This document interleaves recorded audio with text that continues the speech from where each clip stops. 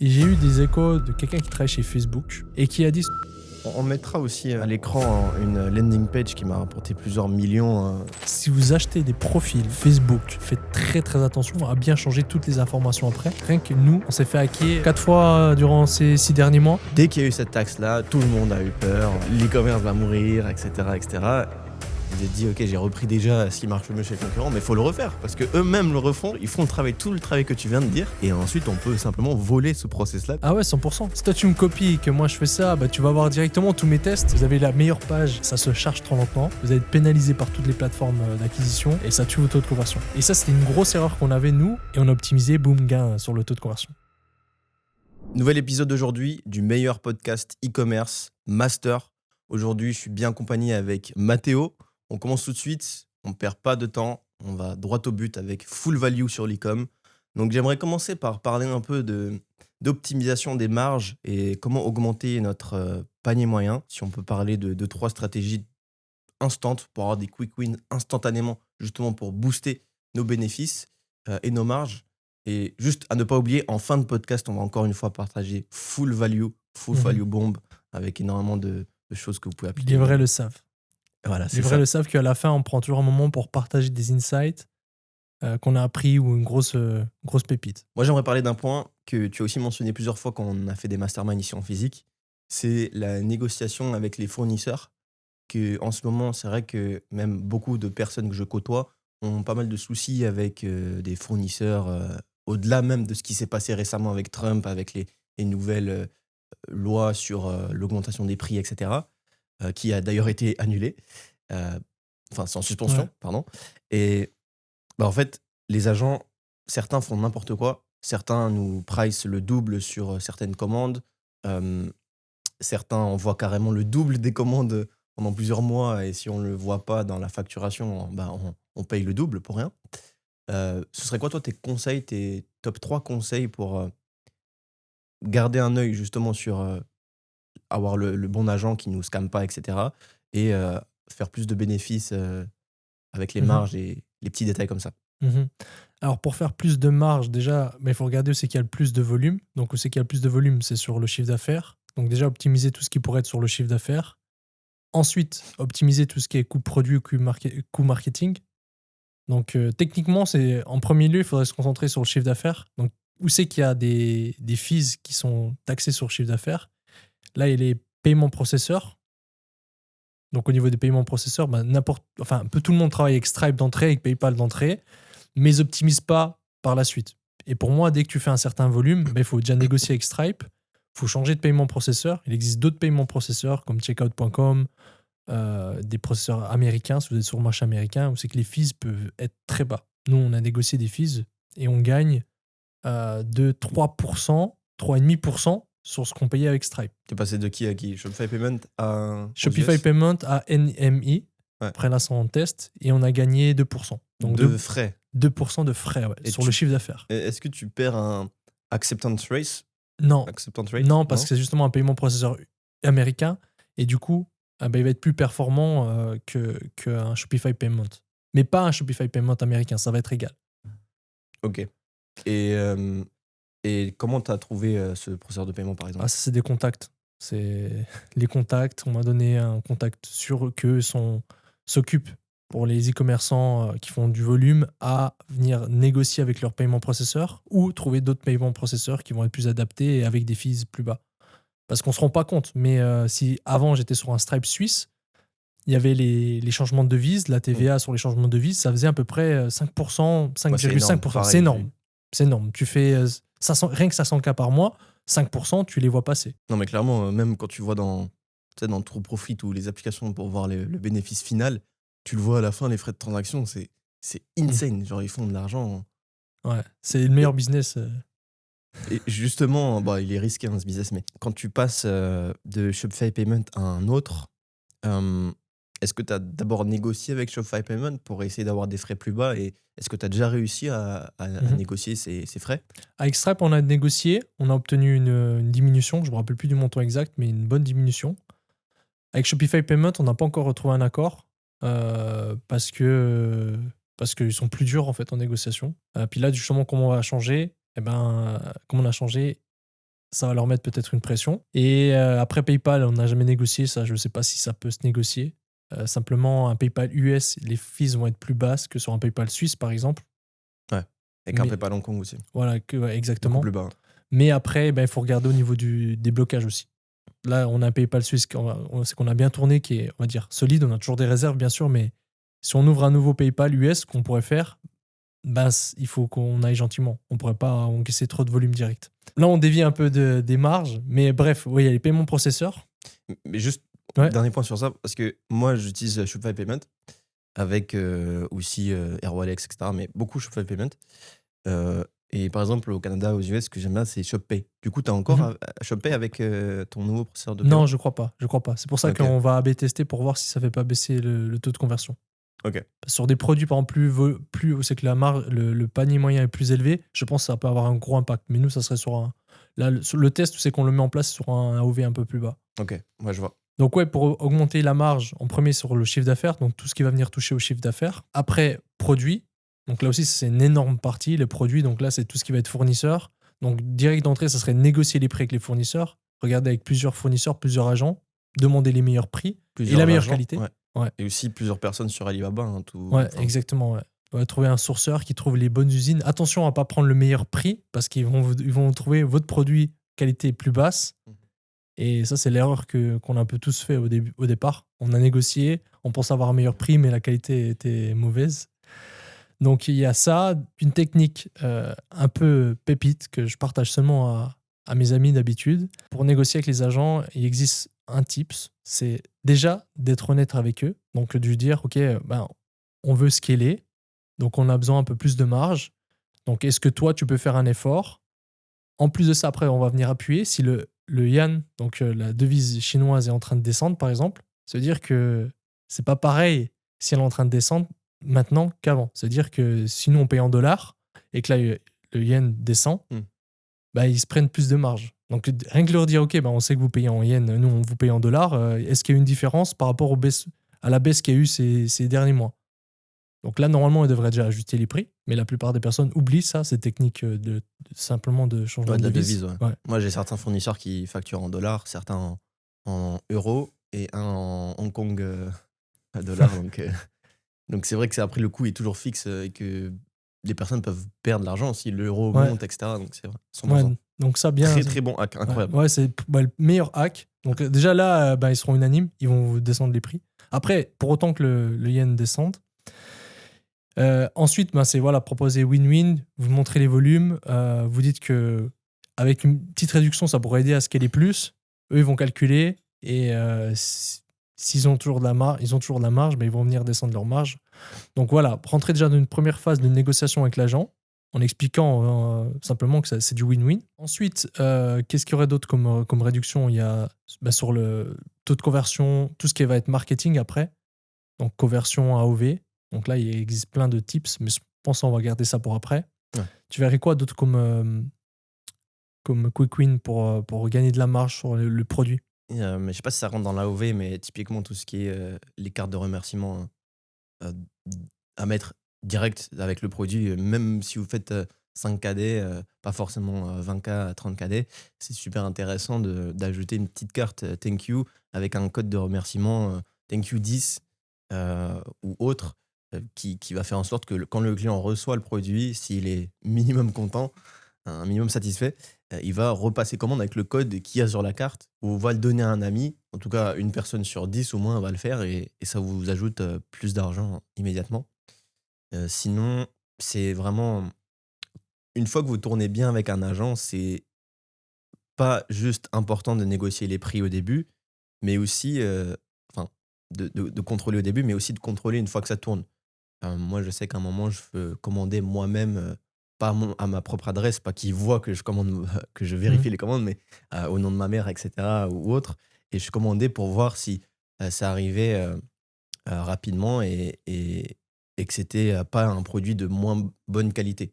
Pas que mon agent essayait sur quelques commandes, envoyer le produit de moins bonne qualité pour économiser de l'argent. Donc ça, c'est important. Et c'est comme un quick win, parce qu'en fait, ça va vous faire gagner de l'argent sur le long terme, de contrôler et du coup, pas perdre plus de clients. Sinon, ouais, tout ce qui est AOV, etc., je pense qu'on peut garder pour. Ouais, c'est la partie marketing. C'est là où c'est qu'il y a le plus de levier. Donc, comment acquérir le client le moins cher possible et qu'un client nous rapporte le plus possible. Donc ça, il y a plusieurs leviers. C'est taux de conversion, AOV, LTV. Après, on peut aller plus loin. Mais si on va rester sur le simple, qui est conversion rate AOV. Excuse-moi, tu voulais dire quelque chose? Ouais, juste avant, en fait, quand on commence à scaler, ça peut être intéressant si on a du cash flow de côté, faire du stock en fait du produit. Et on fait des économies de malade. Si on prend un produit au hasard et qu'on va sur AliExpress, il sera au prix normal. Si on prend ce produit, on va sur Alibaba, on va voir le prix, il est divisé par 10 des fois. C'est juste que, en fait, au plus on fait du stock, au plus c'est moins cher. Peut-être que beaucoup de personnes l'oublient, mais si vous n'êtes pas forcément serré niveau budget, etc., vous avez un produit qui prend bien, demander à l'agent, ok, si je fais du stock, est-ce que je peux avoir moins cher, de combien, etc. Et là, vous pouvez faire énormément d'argent, d'économie aussi. Mais pour ça, il faut avoir de la transparence sur toute la chaîne. Parce que si c'est votre agent qui se source, lui va faire plus de marge parce qu'il va faire du stock et il va pas vous donner le... Mais ça, tu contrôles comment hein? Ça, idéalement, il faut avoir un agent qui est transparent, c'est-à-dire que vous savez avec quelle usine vous fabriquez, qui vous donne les prix, qui vous donne leur marge. Ok, ils se disent, nous, on se prend tant de marge. Et c'est ce que la plupart des agents ne font pas. La plupart des agents, ils vous disent, voilà, c'est le prix. Ils vous disent pas combien ils font de marge, ils vous disent pas c'est quoi l'usine, et vous savez rien. C'est-à-dire que si l'agent vous lâche, vous savez même pas qui est l'usine. C'est pas transparent. Non, pas transparent. Et du coup, vous n'arrivez pas à maîtriser, vous n'arrivez pas à savoir le vrai prix. Donc moi, ce que je conseille, c'est d'avoir des agents aussi qui sont transparents. Ou après, comme tu dis, dès que vous scalez, de faire du stock, de regarder avec une usine et de calculer les coûts finaux avec l'envoi, le 3PL, etc. en Europe ou aux US ou en Chine, combien ça revient. Et en règle générale, c'est toujours moins cher quand on fait du stock. Ouais. Donc c'est important. Puis ensuite, on passe à la partie marketing, donc conversion rate. Donc pour moi, un truc indispensable dès qu'on scale, c'est de constamment A/B tester le taux de conversion. Donc pas vraiment le taux de conversion, mais le revenu par visiteur. Donc de mettre en place des tests sur le site avec des apps comme Intelligence, par exemple, qui va venir battre votre version actuelle. Et puis de grappiller quelques pourcentages de taux de conversion ou d'AOV, ça va venir vous rapporter beaucoup. Et surtout, vous évitez que sur le long terme, quand les coûts par achat vont augmenter, que ça tue votre produit. Parce que si vous faites aucun changement, les coûts par achat, au bout d'un moment, vont augmenter et vous êtes mort. On a discuté souvent durant les podcasts. La manière amateur de faire du drop, c'est de lancer un truc, de tourner sur une créa et d'attendre jusqu'à que ça meure. Et la manière professionnelle, c'est d'A/B tester, de s'améliorer, de constamment améliorer les choses et d'être conscient que le coût par achat monte. Qu'est-ce que tu aurais comme petit trick pour justement faire plus de profit quand on scale? Si on parle du taux de conversion, c'est tout ce qui est trust. Aujourd'hui, la trust, elle est de moins en moins présente chez les gens qui achètent. Il y a eu tellement d'arnaques récemment, etc. Donc, que le shop paraît vraiment trustable. Mais surtout, sinon, quelque chose que encore aujourd'hui, beaucoup de personnes ne mettent pas forcément assez rapidement sur leur shop et qui peuvent leur apporter beaucoup d'argent, c'est les upsells. Que ce soit un upsell qu'on met dans la page panier, que ce soit un upsell qu'on met après l'achat, que ce soit un upsell qu'on met sur la page checkout, si on peut le modifier. Donc en Shopify Plus ou autre, on peut modifier le checkout et on peut mettre des upsells. Et ça, c'est super puissant. Et souvent, ce qui marche le mieux, si le produit s'y apprête, si on peut l'acheter plusieurs fois, c'est de mettre simplement le même produit ou une quantité du produit en plus ou plusieurs couleurs du produit, proposer ce produit justement après l'achat, genre à moins 30%, moins 20%, ça c'est toujours mon upsell qui marche le mieux. Parce que qui d'autre est plus enclin à acheter, à reacheter votre produit qu'à quelqu'un qui l'a déjà acheté? C'est le client le plus chaud et du coup, il faut lui reproposer absolument l'upsell. Et moi, c'est ce qui marche vraiment le mieux pour moi toujours. Le même produit, moins 30%, moins 20% suivant votre marge. Si vous êtes une marque, voilà, vous payez la TVA fortement à haut prix, voilà, peut-être moins 10% ou autre, mais voilà, moi, c'est ce qui marche le mieux en termes d'upsell. Et ça fait une différence énorme. Ouais, moi pareil. Sur la plupart des produits, c'est ce qui marche le mieux. Après, quand on peut, on essaie de mettre une subscription, c'est-à-dire un abonnement. Ok. Et là, on propose un premier upsell parce que là, la marge va être moins forte sur le premier achat, mais avec la LTV derrière, avec le repeat, ça fait qu'on peut acquérir pour moins cher et qu'on a beaucoup plus de marge. Mais après ça, il faut travailler une offre d'abonnement viable. Mais ça peut se faire avec pas mal de produits. Même des produits qui ne sont pas consommables, on peut mettre en place un système d'abonnement en offrant le produit ou des produits complémentaires. Si on vend un produit qui est unique, c'est-à-dire qui a un avantage qui a une utilisation unique, comme je sais pas, un rasoir, on va pouvoir peut-être trouver derrière de revendre en abonnement des lames de rasoir. Ou peut-être un kit pour la barbe. Mais il faut faire un petit travail marketing, d'analyser ce que veulent les clients, de les sonder après. Nous, ce qu'on fait simplement, c'est qu'on envoie un Google Form, on sonde les clients. Tu fais ça après chaque achat chez tout le monde? Non, une fois qu'on scale et qu'on veut optimiser nos marges, améliorer notre... Ok, mais t'envoies ça aux clients qui sont dans la base Klaviyo et t'envoies Ouais, le exactement. form. Ouais. On questionne beaucoup nos clients. Ouais. Et quand tu as une marque et qu'après tu veux t'améliorer, tu es obligé de questionner tes clients, tu es obligé de te baser sur ce qu'ils veulent avec leurs propres mots pour créer tes prochains produits. Tu peux pas créer de toi. Nous, on crée seulement à partir de ce que veulent les clients. Et donc, nous, quand on set up une subscription, un offre par abonnement, eh ben, on sonde nos clients, okay, qu'est-ce qu'ils veulent. Nous, si on a des idées, on va leur demander, ok, c'est quoi que vous préférez, et puis après, on va venir tester un MVP. Voilà, l'abonnement est très très important quand vous avez une marque pour avoir du repeat. Question technique sur les abonnements, tu utilises quoi comme, Là, on utilise Appstol. comme processeur? Ok. Appstol. Il y a aussi Et c'est Recharge qui est connecté bien. à Shopify Payments Ouais. ou ton processeur à toi, du coup? C'est connecté au Shopify Payments ou à l'autre processeur, peu importe. Et sur Stripe aussi, ça se connecte sans problème. Ok. Et PayPal? PayPal, alors je pense que je ne saurais pas répondre à cette Il me question. semble que ça prend juste les cartes. Parce qu'une fois, j'avais un shop en Allemagne et je voulais mettre de l'abonnement, mais c'était très compliqué. Ouais, alors je sais pas. C'est une question technique que je pense qui peut être résolue assez facilement. Quelque chose aussi pour ajouter plus d'AOV, c'est le fait de paraître plus premium. Que dès le moment où le client arrive sur la page produit, la landing page, ben, ça paraît beaucoup plus qualitatif que les concurrents actuels sur le marché qui sont présents. Donc, moi, ce que j'aime bien faire, c'est souvent un petit mock-up. Quand je vois un produit qui n'est pas du fashion, généralement, j'aime bien avoir une petite boîte ou quelque chose qui montre qu'on a un petit packaging peut-être un peu plus sexy que les concurrents, bien brandé, montrer que c'est designé par des équipes européennes ou aux US et pas forcément Chine, etc. Et ça m'aide beaucoup. Et faire un travail vraiment ultra qualitatif sur les images. Je sais pas si ça a 2-3 astuces, toi, sur justement le fait de paraître premium, parce que instantanément, on peut vendre plus cher, en fait. Moi, je pense que là, on devrait peut-être brainstormer autour de qu'est-ce qu'est une landing page qui convertit. Ouais. Parce que là, c'est sur quoi on dérive. Ouais. Donc, on va brainstormer en direct. On sait que les auditeurs aiment beaucoup. Ouais. Donc, le client, il arrive sur la LP. Donc, au premier lieu, il faut, comme tu as dit, qu'il ait confiance. Donc là, pendant les premières secondes, lui, dans sa tête, c'est est-ce que je vais avoir confiance ou pas? Donc là, il faut que le haut de la page, c'est qu'il arrive, sur mobile ou desktop, il ait confiance. C'est-à-dire entre le logo, entre le branding, entre l'harmonie du site, il faut qu'il ait confiance. C'est pour ça que si vous utilisez encore un thème dropshipping qui a été vu et revu, ils vont arriver, ils vont dire c'est du drop, surtout en France. Je sais pas si tu vises un thème en particulier. Pour moi, Shrine, c'est encore.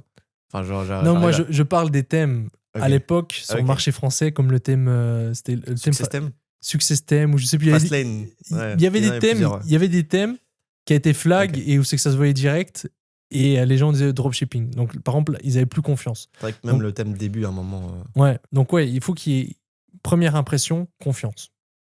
Donc là, première impression, confiance. Donc le logo, avoir un logo quand même qui fait pro, c'est pas le truc le plus important, mais un logo qui fait pro, ça rassure tout le temps. Ouais. Simple, efficace. Souvent, c'est ce qui marche le mieux. Juste le texte de la brand en noir, avec du gras par-ci par-là. Et éviter les emojis ou autres, les logos de toutes les couleurs. Ouais. Ensuite, la page, le header aussi. Ouais. Une bonne offre là-dedans.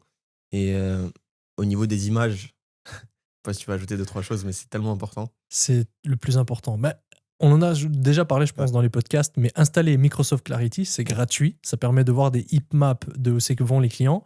Et vous allez vite voir que les photos, c'est là où c'est que le client passe le plus de temps. Il scrolle plus les photos que scroller la page. C'est pour ça que sur Amazon, ils ont compris, les images vendent. Ce qu'il y a dans les images, c'est ce qu'on trouve après dans la description, parce qu'en fait, ils savent que les gens regardent les images, donc il faut vendre dans les images. Donc là, ce qu'il faut faire, ça je le partage, mais normalement, personne ne partage ces genres d'infos. Enfin, personne ne va aussi loin, mais c'est de proposer votre tunnel de vente dans vos images. C'est-à-dire que la première image, en règle générale, ça dépend de votre industrie, mais c'est une image très clean, c'est que c'est très HD, c'est-à-dire que ça doit être en très bonne qualité, c'est que le produit doit être normalement neutre, il ne doit pas y avoir trop de fantaisie. Limite packaging, produit, ou si c'est un pack, voir le pack. Si c'est du bijou, par exemple, voir juste le bijou, mais pas voir les yeux, les yeux doivent être coupés, il y ait focus sur le produit. Ensuite, il faut que toutes les images soient harmonieuses entre elles, c'est-à-dire il ne doit pas y avoir une image avec un fond gris, une autre avec un fond orange. Et dimension aussi, super important. Exactement, que ce soit même dimension. Exactement la même dimension que quand le client il scrolle à droite à gauche, que ça Ouais, soit pas perdu. 100%. Ouais. Ça, c'est tous des trucs au niveau de design qui inconsciemment font confiance quand c'est uniforme. Quand tu regardes quelqu'un puis qu'il a un œil qui baisse là puis l'autre qui est élevé, tu dis il est bizarre. C'est pas la même chose en fait. C'est pas structuré. Si vous voulez rassurer votre client, il doit avoir de la structure. Donc même type de charte graphique, c'est-à-dire si vous avez des logos, vous commencez à mettre des icônes d'une certaine sorte et qu'après vous avez des icônes d'une autre sorte qui n'est pas dans le même code du branding, ben là pareil ça va pas faire pro. Si vous avez une typographie et Montserrat et après Poppins, ça se ressemble, mais après une autre typographie totalement différente, ça va pas faire pro. Donc il faut que toutes les images aient le même type de typographie. Et ensuite commencer, nous ce qu'on aime bien mettre après la première image, c'est un GIF. En règle générale, c'est ce qui marche bien dans l'ADS, c'est-à-dire notre meilleur ads, qu'est-ce qu'ils montrent, qu'est-ce qu'ils aiment, qu'est-ce qui marche bien. Comme ça, on revoit le wow, on recrée un peu une connexion. Ce qui est très important, ça on l'a pas mentionné, mais il faut qu'il y ait une congruence entre les ads qui marchent et la landing page. Parce que ça, c'est une erreur que beaucoup de personnes ont, c'est qu'ils font des ads très bien, mais après, sur la landing page, ça propose pas la même chose. Ouais. Donc, il faut qu'il y ait une congruence. Donc, après, un GIF. Ensuite, les propositions de valeur. Donc, en règle générale, ce qui est le plus important en premier. Donc, ça, c'est en fonction de l'analyse marketing qu'ils auront fait. Ils vont comprendre que la première fonction, c'est qu'ils veulent un bijou qui est inoxydable. Ou le bijou, il est incroyable, il permet de voir un membre de sa famille. Voilà, avec une exactement. photo. C'est le premier truc qu'on veut voir. On veut pas avoir une objection. Parce que dans l'ordre, eux, ils veulent voir, ok, déjà, qu'est-ce que ça fait ça? Ok. Ah ouais, je peux voir un membre de ma famille. Ensuite, après d'autres bénéfices, si on a, si c'est un bijou, par exemple, il faut s'adapter au code. Donc, ils veulent peut-être voir l'angle sur différents. Ils veulent voir peut-être le bijou porté. Par plusieurs personnes. Voilà, porté, voir différents angles. Parce qu'il ne faut pas oublier qu'on est sur un magasin physique, un magasin non physique. Du coup, on ne peut pas toucher, on ne peut pas avoir différents angles. Donc, suivant les produits, c'est que l'aspect esthétique est important, mais il faut pouvoir mettre du close-up. Plusieurs personas. Ouais, plusieurs personas, plusieurs close-up. Enfin, pas plusieurs close-up, mais montrer de près quelle est la qualité du bijou pour qu'ils comprennent. Parler peut-être de la matière, même si ce n'est pas quelque chose d'émotionnel, mais pour un bijou, par exemple, c'est important. Et après, répondre aux objections, mettre du social proof dedans. Totalement. Des avis clients. Voilà, des avis clients. Mettre des statistiques. Après, quand tu dis répondre aux objections, tu les mets dans les avis? Et genre les avis répondent aux objections ou... Aussi, mais je mettrais dans les images. Par exemple, s'il y a une grosse objection, je reprends l'exemple du bijou qui est est-ce qu'il est waterproof?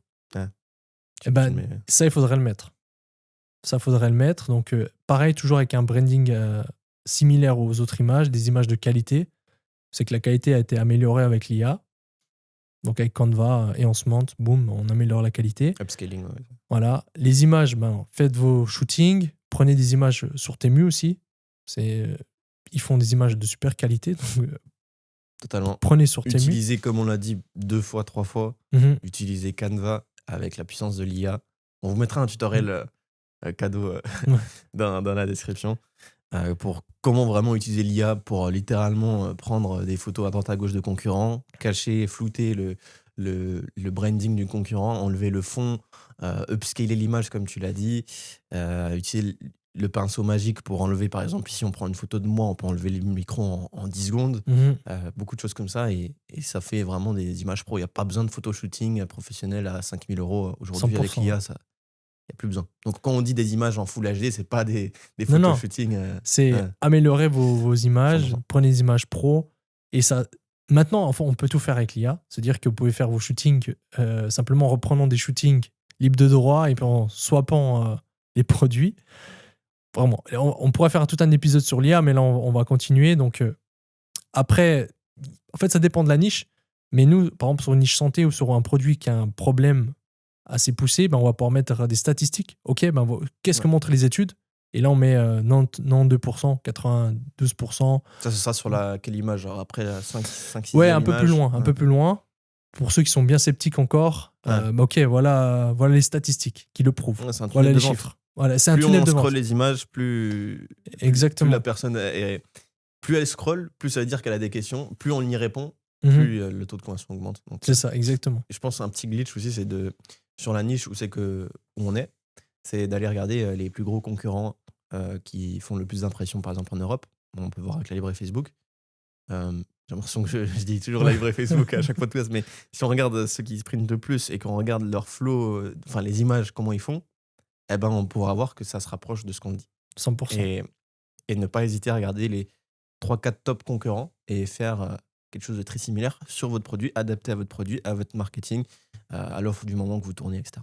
Regardez aussi les top produits Amazon et vous regardez qu'est-ce qu'ils mettent comme argument sur leur image. En règle générale, le branding, c'est pas le plus propre, donc faites pas exactement les mêmes images, mais reprenez les bénéfices qu'ils mettent en avant et vous faites plus propre.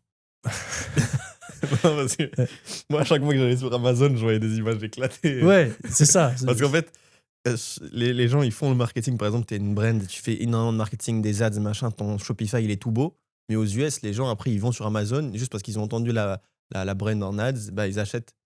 Mais sur certains produits, ils font un travail. Ce que je veux dire par là, c'est que sur Amazon, maintenant, ça devient de plus en plus professionnel, ça a des images de plus en plus professionnelles, mais en règle générale, vous allez taper votre produit, les images auront des bonnes caractéristiques qui vont venir parler du produit, mais le design ne sera pas là. Donc, c'est pour vous inspirer de qu'est-ce qui a fait acheter sur des gens qui connaissent déjà le produit. Les avis aussi sont super puissants sur Amazon. Ouais, les avis sont puissants. Après, ce qu'il faut bien prendre en compte, que quand vous pouvez pas copier tout le contenu d'Amazon, parce qu'Amazon, lui, c'est un tunnel de vente, c'est que les clients connaissent déjà le produit. Ça, il faut en prendre, faut avoir cette nuance-là. 100%. Bah, les clients qui viennent sur Amazon, ils ont vu l'ads sur Facebook, sur Google, etc. Ils en ont entendu parler, ils sont déjà presque convaincus et ils achètent comme sur Google, ils veulent acheter, quoi. Donc voilà, les images, je dirais le carrousel d'images, vraiment très très important. Si vous êtes en santé, mettre un avis de médecin. Voilà. Regardez ce qui se fait dans votre industrie, faites des images comme on a dit, très pro. Mettez aussi des gifs ou des vidéos. Ça plusieurs. Moi, je mettais mais là, on est en train d'AB tester en mettant 2-3. Okay. Et pour l'instant, ça convertit mieux. Ok. Et ensuite, je crois qu'on a fait le tour des images là. Ouais. Ensuite, il y a tout ce qui est parti above the fold. Donc, il va arriver sur mobile, il va voir les images, il va voir le titre du produit. Donc là aussi, le titre, si vous faites du Facebook Ads, c'est pas forcément comme en Google. C'est que là, vous allez pouvoir trouver un nom de produit sexy qui va inspirer confiance, qui va vendre. Par exemple, vous vendez un meuble, ça va pas être pareil si vous voyez étagère et le nom d'une marque, étagère Maison Moi. Voilà, ok, c'est le titre de la brand, c'est éclaté, mais c'était juste pour trouver un exemple. Que si vous avez trouvé un nom, je sais pas, qui fait un peu suédois, Malmo étagère premium designé en bois de cèdre, un truc du style. Donc, travaillez vraiment le nom du produit. Et après, ce que vous pouvez faire aussi, ça se fait beaucoup aux US, c'est après le titre, vous mettez la proposition de valeur. Ouais, 100%. Si on reprend Malmo étagère en bois de cèdre, je sais pas si la proposition de valeur c'est supporte des objets très lourds, l'étagère la plus forte du marché ou un truc du style. Mais ce qu'il faut, c'est mettre votre proposition de valeur dans le titre aussi. Mais tout ça s'AB teste ensuite. Ensuite, il y a la partie reviews, donc social proof. Je sais pas si toi tu le mets en dessus ou en dessous. C'est toujours un débat. Ouais, je mets en dessous. J'ai jamais mis en dessus, je crois. Ouais, ça se teste. Je mets toujours les couleurs Trustpilot. Ouais. Ça change pas. Et je fais toujours en sorte que ça soit pas forcément 5 sur 5, mais que la somme des étoiles ou autres que vous mettez, parce qu'il y a des niches où c'est intéressant de mettre autre que des étoiles, et de justement faire que ça soit genre 4,8 ou 4, peut-être pas 4,5, mais voilà, entre 4,5 et 5. Ouais. Et que justement les étoiles ne sont pas à 5 sur 5. Pareil. Nous, on fait pareil, on a AB testé pas mal de choses. Après, ça dépend toujours des industries, donc on ne peut pas vous donner des conseils génériques. Mais les couleurs Trustpilot, sur beaucoup de marchés, marchent très bien. Même le fait de mettre Trustpilot, ça marche très bien. Mais après, attention, vous pouvez faire ban de Trustpilot si vous avez une brand. Nous, ça nous est arrivé. Ouais, ouais. Trustpilot nous ont dit, c'est fini pour vous. Donc ça, c'est embêtant. Mais après, derrière, il peut y avoir des bullet points de bénéfices. Ça aussi, ça dépend des produits. On peut les mettre avant ou après le bouton à tout carte. Toi, en règle générale, tu les places où tes bénéfices, tes bullet points? J'en mets quand même 3-4 avant le bouton ajouter au panier.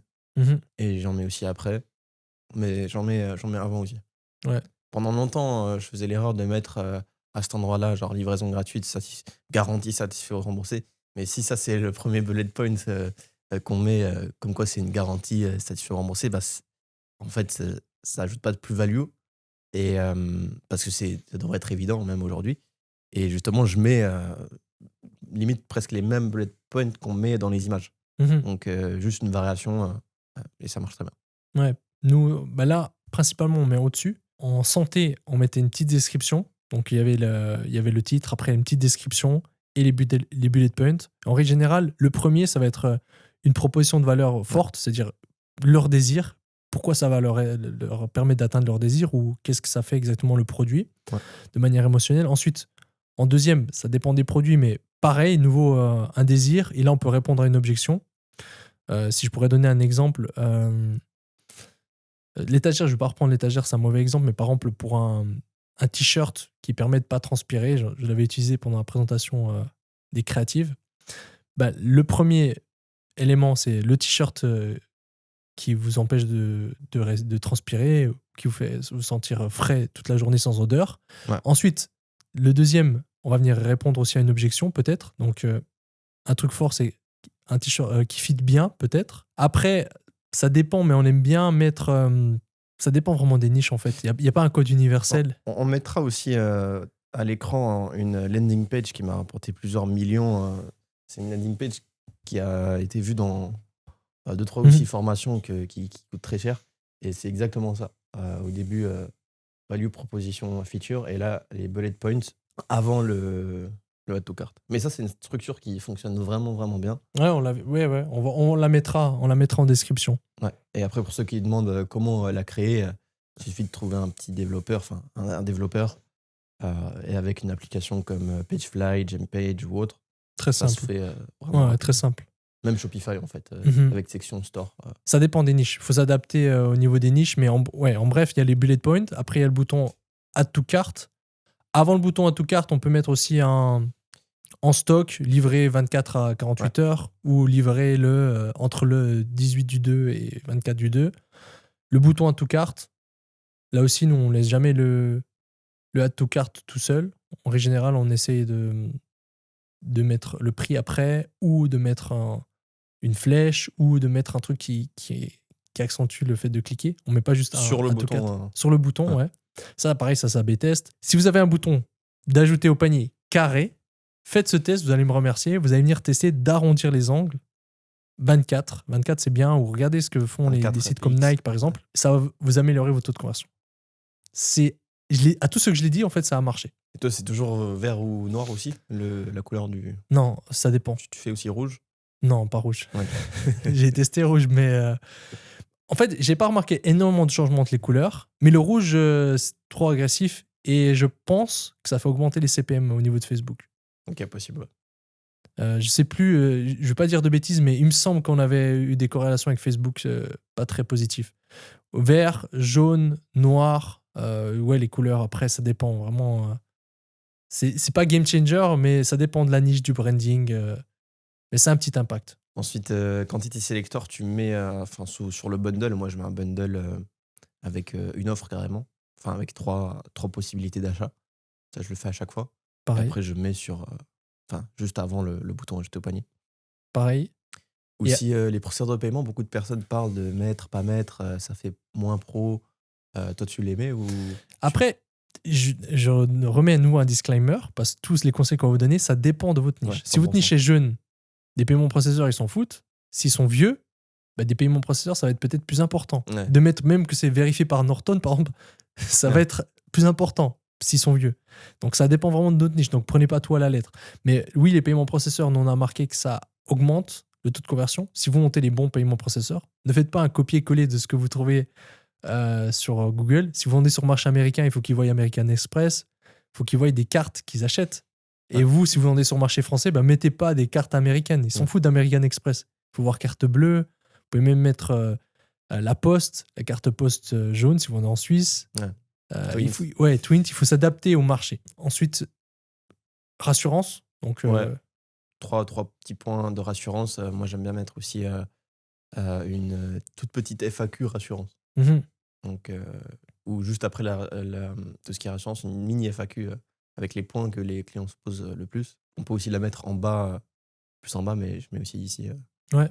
des menus déroulants. Juste après ça, tout ce qui est magazine. Par exemple, vous vendez au Canada, vous n'allez pas mettre les mêmes magazines qu'en Suisse ou qu'en Allemagne. Donc, faire attention à ça. Je vois beaucoup de personnes encore faire cette erreur de ok, je mets des magazines, je lance la même chose en France qu'au Canada. Non, Ouais, les personnes, elles nous, connaissent en pas. France, ils mettent des magazines américains. Ouais. Ben, justement, faire attention à ça, mais ça convertit et Ouais, ça aide. ça met du Vraiment. trust. Ouais. Si le site fait brander. Ouais, bien sûr. S'il est suspect et que vous mettez des magazines, ça va encore ça va accroître la non-crédibilité. 100%. Et après, on a la partie classique. Comment est-ce que le produit va transformer la vie du client? Étape 1, étape 2, étape 3. Les bénéfices, les features. Ça dépend vraiment de la niche. Ça, on peut pas dire Ouais, ça dépend de la niche. Ça dépend aussi du stage du marché. awareness, ouais. Non, pas le Sophistication. stage awareness, mais le stage du marché. C'est-à-dire, si le produit est tout nouveau, Oui. ils savent pas quelle est la mécanisation du produit. Il faut peut-être parler du problème. C'est-à-dire, je vais faire un exemple tout bête sur des sites de santé que je voyais qui marchaient très bien en affiliation. C'est qu'en première section, ils parlaient pas du tout des bénéfices du produit. Ils parlaient de leurs problèmes. Ok, vous avez de l'arthrite au niveau du coude. Le nom, c'était, je sais pas, l'arthrite du coude. Vous avez de l'arthrite du coude parce que. Et en fait, ils expliquaient la mécanisation du problème. Donc, vous avez de l'arthrite du coude parce que vous êtes certainement vieux et vous avez jamais soigné, vous n'avez jamais fait ce qu'il fallait. Et ce qu'il faut pour ça, c'est quelque chose qui permet de stimuler la circulation sanguine. Sans ça, vous allez jamais soigner la root cause. En fait, ce qu'ils font, c'est une unique mécanisation du problème en première section. Et après, en deuxième section, ils mécanisent la solution. Comme dans une vaisselle où c'est qu'ils expliquent, ben voilà, on introduit le produit, la gaine pour coude Nico Addict. Elle Ouais. permet de stimuler le flux sanguin, ce qui Pour le padel, c'est voilà. important, ça. C'est ça. Vraiment. Donc, ça dépend vraiment. C'est moins important parce que le plus important, c'est Bold Default, mais c'est aussi très important. Puis après, il faut s'adapter par rapport aux niches. Mais ouais, des sections bien désignées. En règle générale, je pense que tu fais pareil. Image, titre, petite description, bullet point. Ensuite, en dessous, l'image de l'autre côté, titre, petite description, 100%. bullet point. Pour que ça soit joli sur ordinateur. Après, sur mobile, ça donne pareil. En règle générale, on alterne les fonds. Un fond blanc, un fond gris léger ou un fond d'une couleur léger, ça fait pro. Mais ça, c'est tout des petits hacks en plus. Et après, un maximum d'avis en bas. Un maximum d'avis super bien écrits qui répondent aux objections. Aussi une page FAQ qui répond aux objections et qui se met à jour constamment. C'est-à-dire, au plus vous scalez, vous allez avoir plus de data des clients. Au plus vous allez ajouter des choses que vous savez que les clients posent comme question ou leur crainte. Et du coup, vous allez mettre ça en dessus de la page FAQ. Enfin, toutes les nouvelles choses que vous allez mettre suivant le niveau que c'est important de le mettre. Ça, beaucoup de personnes ne le font pas. Enfin, ils ont une page FAQ, ils scale et la page FAQ, on l'oublie. Mais en fait, si on la met constamment à jour, c'est bien aussi. Ouais. Comme ça, les clients, ils savent en avance. Un tableau de comparaison aussi, ça peut être bien. C'est que vous comparez votre produit par rapport aux autres solutions ou aux produits différents. Là, à nouveau, ça dépend du stage du marché. Si c'est un produit comme un t-shirt, vous allez comparer directement à des t-shirts, pas toutes les autres solutions qu'ils peuvent mettre sur le corps. Ouais. Mais si c'est un produit comme pour le coude, vous allez mettre votre gain pour le coude, Nico Addict, versus les autres solutions. Donc ça aussi, c'est bien. Mais pour ça, il faut faire des analyses marketing pour être précis dans ce que vous mettez. Parce qu'il suffit qu'il y a un truc qui n'est pas précis, ça peut tuer votre conversion. C'est comme une faute d'orthographe sur le marché francophone. Ça peut tuer le taux de conversion. Ça fait direct pas pro. Ça sert à rien de trop mettre, il faut être concis. Je suis pas un expert en CRO, mais on a remarqué ce qui est concis, ce qui est facile à lire, ce qui est simple. Ça va être toujours mieux marcher que... Un enfant de 5 ans, il doit comprendre ce qu'on fait. 100%. Et ça doit être très vite scannable. Et une grand-mère aussi. Vraiment. C'est qu'un enfant, il puisse acheter, il puisse tout comprendre. Parce que les clients, ils sont là, ils reçoivent nos ads, ils n'ont pas que ça à faire, ils doivent rapidement tout savoir, tout ce qu'on a dit. Puis ils doivent pas se concentrer à acheter, sinon c'est mort. Et du coup, pareil pour les personnes plus âgées, il faut que ça soit super simple. Que aussi la page arrive, que ça se charge en 2 secondes, max. Ouais, c'est aussi très important, ça on oublie, mais vous avez la meilleure page et ça se charge trop lentement. Vous allez être pénalisé par toutes les plateformes d'acquisition et ça tue votre taux de conversion. 100%. Et ça, c'était une grosse erreur qu'on avait, nous, encore il n'y a pas si longtemps. c'est qu'on a tout qui est optimisé. Puis à un moment, j'ai oublié de regarder la vitesse. Puis putain, c'est trop lent. Et on a optimisé, boum, gain sur le taux de conversion. Et t'as fait quoi du coup pour que ça va plus vite? On a engagé quelqu'un, T'as engagé qui? comme un développeur qui s'occupe de la vitesse. Ok. Mais genre juste du page score ou il a allégé tout le code, Il etc. a travaillé un peu sur le code. On a revu les images. C'est que le process n'avait pas été suivi par mes équipes de compresser, pas prendre des images trop lourdes, Ouais, d'héberger. justement, parce que tu as dit qu'il faut avoir absolument des images Full HD, etc. Mais ne pas oublier de les compresser. Il y a des Mhm. applications pour ça. Vous mettez image compresse sur Shopify App Store. En 10 secondes, l'image prend 80% moins de place, mais C'est la même chose. qualité. Ouais. Donc ça, c'est super important. Donc ça, c'est pour la page produit classique overall. Hein, Voilà, parce c'est que une mini masterclass Ouais. qu'on a fait. si on ajoute le produit au panier, sur la page panier, tu la laisses, toi, ou ça dépend encore une fois du produit, je sais, bien évidemment.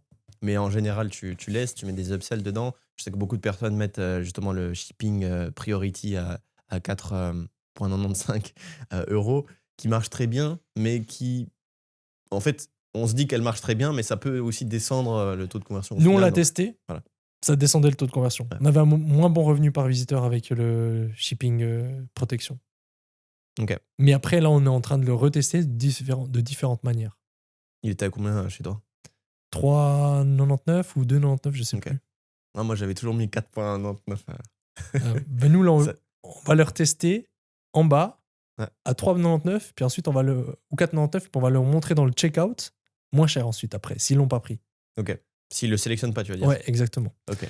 Et après, en règle générale, il faut pouvoir convertir partout ce qu'il y a du trafic. C'est-à-dire, il y a beaucoup de trafic sur la slide card, donc il faut pouvoir convertir ce trafic. Donc, ce qu'on met, nous, c'est Acheter beaucoup ensemble. Ouais. ou ça pourrait vous correspondre, mais bref, d'autres produits sur le slide card, ça aussi, ça aide. Après, selon on sait que vous en êtes dans votre brand, vous pouvez aussi mettre un panier, comment on peut appeler ça, La barre de progression. barre de progression. Ok, ben plus que tant pour la livraison offerte, Ouais. plus que tant pour un cadeau. Beaucoup de marques font ça. Il y en a une qui a ça qui est très bien faite. Ça s'appelle Huel.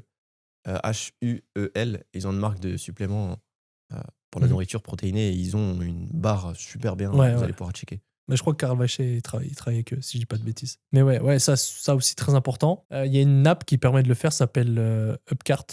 Ouais. Donc voilà le tips. On mettra aussi dans le lien de la description.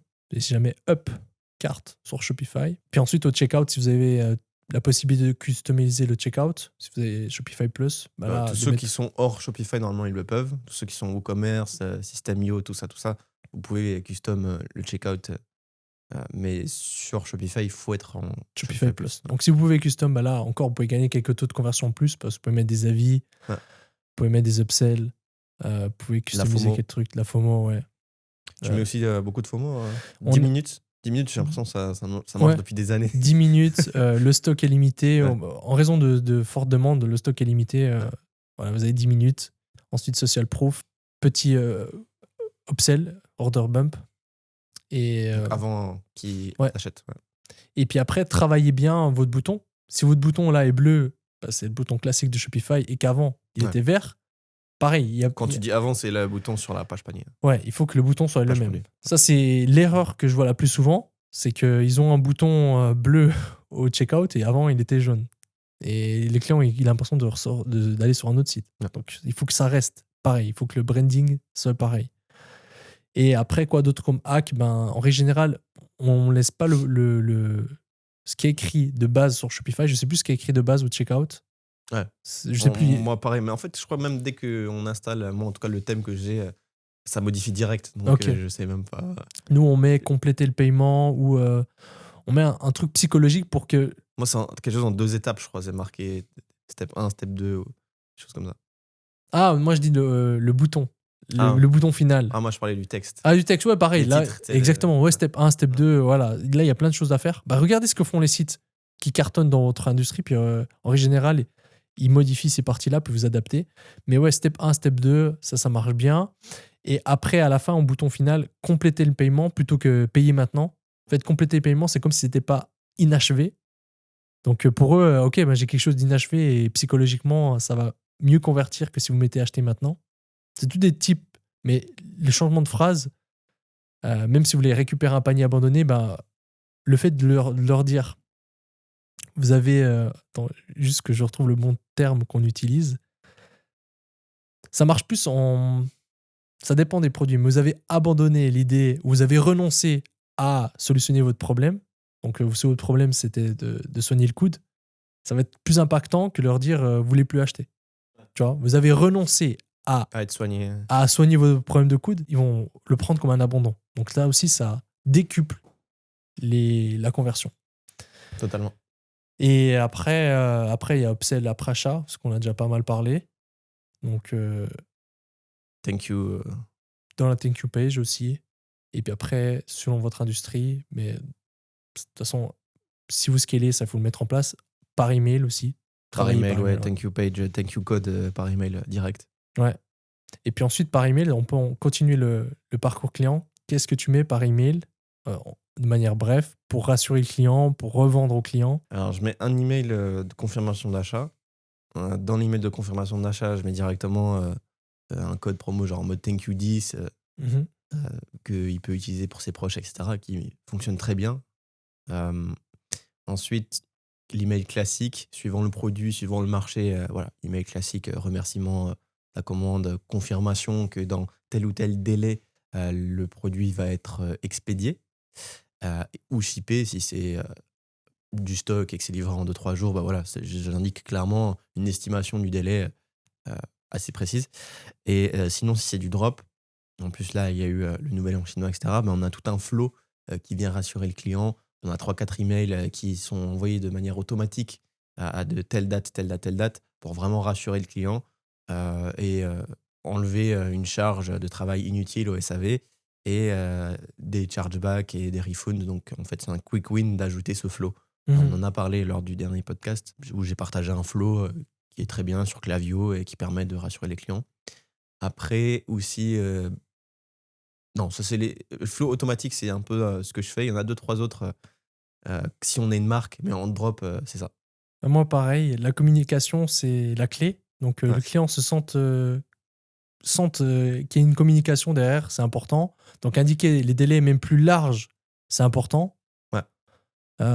Donc, après, là, je suis en train de revoir le flow de pas mal de produits qu'on a actuellement, justement pour revoir. Les concurrents, tu veux dire? Non, je suis en train de revoir le flow de nos marques. Ok. Parce qu'en fait, ça a besoin d'une amélioration en termes de branding, en termes de ce qu'on dit. Ça me prend du temps, mais c'est très important. Parce que c'est la relation que vous allez construire avec le client. Si vous avez une marque, il va lire derrière les emails. Donc là, en fait, on est en train de changer pour mettre plus en avant le founder. Hmm. Le founder ou une connexion avec un humain pour qu'il crée une connexion avec la marque. Parce qu'en règle générale, il achète pour l'offre, il achète pour le marketing, il oublie vite la marque. Et là, en fait, le but, c'est derrière le garder quand il a acheté. Et c'est à ce moment-là qu'on va pouvoir créer une connexion avec lui. Donc, lui montrer nos visions, une vision qui doit s'accorder à la sienne, et ensuite de créer une connexion avec la marque. Behind des brands, ça c'est un peu un type de créa qui marche bien. Ouais. Justement, montrer pourquoi le fondateur a créé la marque, etc. Pourquoi il se soucie des clients.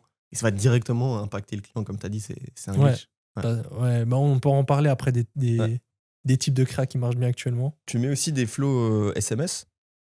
Non, mais on est en train de mettre en place WhatsApp. Ouais, WhatsApp, ouais. Ouais, WhatsApp, j'ai mis sur un shop full automated avec l'IA, là. C'est pas mal. Le seul problème, c'est que là, mon équipe avait de la peine à setup un numéro US WhatsApp. Apparemment, c'était compliqué, ça faisait Ouais. shoot. T'as des tips pour moi en direct? J'ai mis sur des shops européens, donc j'ai Pas US, ok. Mais aux US, j'ai toujours utilisé Aircall. Mhm. Après, pour l'intégrer à WhatsApp, bon, je pense avec Ouais, ça doit être 2-3 simple. bonnes personnes, ça doit être assez rapide. Pour la boutique, je pense qu'on a fait le tour. Là, Ouais. là, on avait aussi pas mal de pépites. Ouais. Donc, n'hésitez pas à utiliser l'IA pour extraire notre savoir de ce podcast-là, pour ensuite demander à l'IA, OK, moi, j'ai ça comme business, ça comme boutique. Comment est-ce que je peux appliquer et donne-moi des étapes à mettre en place immédiatement. Pour vraiment appliquer, parce que beaucoup de personnes nous disent oui, c'est bien, j'adore votre podcast. Après, je disais, vous avez fait quoi exactement? Ben, je suis en attente. Mais non, il faut appliquer. C'est OK, un podcast, c'est excellent. En fait, c'est même pas des podcasts qu'on fait depuis le début, c'est des formations, j'ai envie de dire. On dit podcast, mais c'est gentil le mot podcast. C'est vraiment des formations vraiment full value. Mais il faut appliquer. Listen to podcast is not working. Genre vraiment, c'est... Mhm. Dan Peña, il le dit aussi, je sais pas si tu connais Dan Peña, c'est Ouais, bien sûr. quelqu'un qui coach les millionnaires pour devenir milliardaires.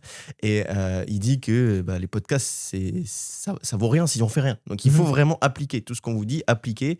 Et les prochaines choses qu'on va vous partager aussi, c'est de la value bomb, donc appliquer. Ouais, 100%. Et par rapport au chat GPT, je crois que j'en avais parlé dans un podcast. Et ce qu'on va faire, et ça sera prêt pour ce podcast-là, on le mettra aussi en description. On va reprendre la transcription de tous les podcasts qu'on a fait. On va entraîner un chat GPT et on va vous donner accès à ce chat GPT. Comme ça, vous allez pouvoir lui poser des questions et les réponses qu'il vous donnera sera des propos qu'on a utilisés et non des propos de chat GPT. Ça va être très très lourd. Totalement. On Totalement. mettra en description. Et même, on donnera plus de pépites au GPT que ce que on pourrait peut-être... Ouais. Ce qu'on a déjà dit ici dans les podcasts. Donc, le GPT ira assez loin. Donc, n'hésitez pas à follow tout ça. On pourrait parler aussi un petit peu de créatif publicitaire et l'avenir des ads qu'il y aura cette année 2025-2026. Je sais qu'on a déjà beaucoup parlé des ads, mais je pense qu'on va encore beaucoup en parler dans les prochains podcasts. Déjà, pourquoi la plupart des ads fonctionnent plus trop aujourd'hui? Moi, j'avais noté 2-3 choses. J'aimerais qu'on parle de la saturation du marché. Il y a trop de contenus similaires, trop de contenus aussi, surtout scriptés, des UGC faits à la va-vite. Et ce qui fonctionne réellement, on le voit sur les AdSpy, sur les Ads Library, c'est en fait les contenus qui sont bruts et authentiques. Que j'avais même récemment fait une mini masterclass et on m'avait dit, j'avais dit à l'intérieur, les UGC vont un peu mourir, etc. Et j'ai eu un commentaire qui disait, si les UGC vont mourir, qu'est-ce qui va remplacer? En fait, c'est pas vraiment les UGC qui meurent, c'est plutôt que ça va en fait, le contenu trop scripté, il va prendre beaucoup moins de place que tout ce qui est authentique, pas scripté, naturel. Et les choses comme ça, comme on le voit avec TikTok Shop, c'est exactement ça. C'est le cas concret du type d'ads qui, pour moi, va fonctionner en 2025 et de ne pas être comme tout le monde à faire des choses scriptées. Je sais pas si tu as un conseil ou une prédiction sur les ads, différents types d'ads qui vont cartonner. Je suis très d'accord avec tout ce que tu as dit. Bon, d'ailleurs, on en a beaucoup discuté. Les UGC vont mourir, ça c'est sûr. D'ailleurs, les statistiques le montrent déjà. Maintenant, le type d'UGC qu'on fait maintenant, mais les UGC type très réel, type TikTok Shop, ça, pour moi, ça va être le futur. J'ai l'impression de me répéter parce qu'on en parle durant tous les podcasts, mais pour moi, pour les créatifs, c'est la créative diversité. Donc, il faut avoir de la diversité au niveau des créatifs. C'est ça qui va marcher. C'est pas un format bangers. Si vous avez une marque, vous avez un produit, il faut faire plusieurs types de créas différents pour faire passer le même message. Pour 2025, ce que je vois, moi, c'est plus au niveau de la préparation des vidéos. On va pouvoir préparer un plus gros volume plus facilement. Maintenant, avec l'IA, il y a plein de méthodes avec ChatGPT pour aller vite au niveau du script, pour monter vite des images. Maintenant, il y a des outils IA que j'ai commencé à tester, à utiliser, qui sont incroyables, qui permettent de monter une vidéo avec une actrice, avec des shoots qu'on a fait. Et en fait, l'IA monte la vidéo tout seul. Icon ou un autre? Icon est similaire, ouais. Icon est similaire. On mettra pas dans la description parce que je vais vous donner vraiment l'outil quand j'aurai trouvé lequel est le mieux. Pareil, je suis en train tester 2-3 nouvelles IA comme Icon. Pour ceux qui ne connaissent pas, c'est une IA qui fait exactement ce que Mathéo vient de mentionner. Je suis aussi en train de la tester, donc on vous tiendra au courant. Ouais, il y a Icon qui est bien. Il y a, je sais plus le nom de celle que j'ai utilisée aujourd'hui, qui est bien. Et j'ai donné à mon créatif stratégiste, j'ai dit, OK, la semaine prochaine, consacre 4 à 6 heures pour faire ce que j'ai fait en mieux, en plus deep. Et après, on prendra un choix sur le type d'outils qu'on va utiliser et on créera un process. Donc avoir un maximum de diversification, le faire rapidement en utilisant la puissance de l'IA pour avoir plus de munitions pour lancer les ads. Parce qu'une personne qui peut lancer 100 ads et une personne qui peut en lancer 10, c'est la personne qui va en lancer 100 qui va gagner à chaque fois. Et ensuite, est-ce que dans toute cette diversification des ads, tu aurais 2-3 formats qui cartonnent, qui vont cartonner ces prochains temps ou que tu as vu qui cartonnent, genre en ce moment c'est en train de péter, tu aurais 2-3 types? Et je vais donner, mais je tiens à donner un disclaimer, c'est que les gens veulent toujours les formats de créatifs qui cartonnent, les formats les plus créatifs, les types de créa statiques qui marchent le mieux. Mais ça marche pas. Ce qui marche derrière, c'est le message qu'on fait passer, le bon message qu'on fait passer. C'est ça, en fait. Et le message, après, on le matérialise sous forme de concept, sous forme de type de créa. Donc, ce qu'il faut bien prendre en compte, pour ceux qui regardent le podcast, vous êtes des vrais, donc vous devez le savoir. Ce qui compte, c'est le message, l'angle marketing. Et après, le format, c'est un plus. Mais en termes de format, il y a beaucoup de choses qui marchent. Les formats podcast qui marchent bien. Les formats Founder qui marchent bien. C'est que le Founder, à la caméra, explique la value de la marque, une value qui doit s'accorder à ce que les clients ont comme value, qui crée une histoire derrière. Les clients adorent les histoires. Donc, créer une histoire, même s'il est fake, par rapport à la création de la marque pour créer une connexion émotionnelle. Par exemple, des sites en affilié, tu sais, que j'observais sur Clickbank, ils créaient un personnage qui avait fait un vétéran de l'armée américaine qui devait aider sa mère à s'en sortir, et il a juré que si elle s'en sortait, il allait aider des milliers de personnes. C'est ce genre d'histoire-là qui marche. Après, c'est un peu trop poussé, peut-être un peu trop loin. Mais créer une petite histoire en format Founder, ça cartonne. Avec quelques b-rolls, bien sûr, il faut que ça reste dynamique. Et donc, ce format marche bien. Le format aussi, style micro-trottoir, mais pas micro-trottoir classique. Donc, micro-trottoir, on interviewe une seule personne dans la rue. Ouais. On l'arrête, etc. On l'arrête, etc. On va sur la proposition de valeur, quelque chose d'assez émotionnel. On peut répondre aussi aux objections. Un truc très court. Si le produit est pas trop compliqué à comprendre, ça marche très bien. Le format micro-trottoir, ça marche toujours. S'il est bien fait, ça marche toujours. En fait, c'est tous des formats qui vont venir changer des formats classiques. Mais le format UGC, c'est que la personne est là et l'arrête devant. Si le hook est pas bon, le hook rate déjà est très bas. C'est-à-dire, si vous avez un acteur qui parle comme ça devant la caméra et c'est ça votre hook, déjà, il faudra rechanger vos hooks. Parce que là, ça ne marche de moins en moins. Donc en fait, il faut innover. Un format qui marche aussi très bien en UGC, c'est la personne qui est dans différents contextes. C'est-à-dire, elle commence à parler, elle est dans un fond, ensuite elle est en train de marcher dehors, ensuite elle cuisine, ensuite elle exactement. est au téléphone avec les enfants. Ça marche très bien. Donc ça, c'est un format qui marche très bien. Et après, il y a plein d'autres formats, mais à nouveau, ça va pas marcher si derrière vous n'avez pas le bon message. N'investissez pas beaucoup avant d'avoir votre message validé. Et pour moi, la meilleure manière de valider son message, c'est d'avoir une voix off. IA, du contenu, en mashup, c'est-à-dire des b-rolls, des bons b-rolls. Vous montez votre script avec votre voix IA et votre contenu. Ça vous coûtera 0, à part le contenu que vous avez fait, et vous allez vite voir une réponse si le DATS marche ou pas. Puis après, vous itérez dans différents formats. C'est le bon ordre pour créer des créatives sans gaspiller son temps et son argent. Du coup, tu as parlé d'avoir le bon message pour faire en sorte d'avoir des bonnes créatives. Bien évidemment, après, il faut le bon hook, il faut un bon angle, faut tout qui soit bien.